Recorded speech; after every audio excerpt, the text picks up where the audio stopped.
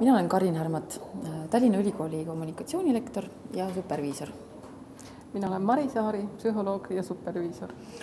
Arengukompassi konverentsil teeme me koos tagasiside töötoa, mis koosneb lühiloengust ja mitmetest praktilistest harjutustest.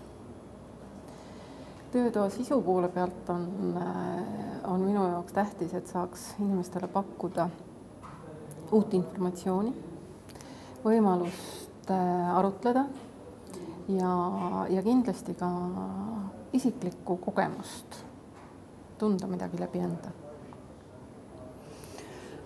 Samuti tutvustame mõningaid uuringuid, mida on tagasiside tähtsuse ja saamise ning andmise teemal tehtud. Toon praegu esile sellise küsimuse, et mis selle tagasisidega lugu siis on, et miks see nii teemana tähtis on. Ja asi selles, et sageli me hoiame asjatult endasse, hoiame tagasi, ei ütle välja tagasisidet.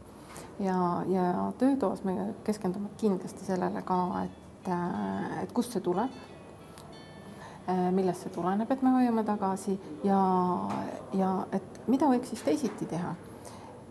Ja näiteks, kui öelda välja positiivset tagasisidet, kui palju sellest võib kasu olla, kui öelda välja kriitilist tagasisidet, kui palju paremaks võib see teha asju.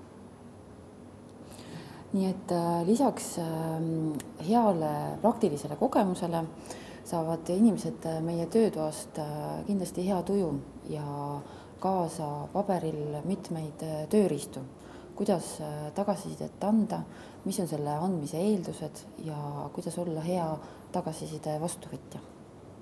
Nii et mina väga loodan, et osalejad pärast kasutavad spikrit oma igapäevaelus, oma igapäevatöös, mis nad meie töötoast saavad.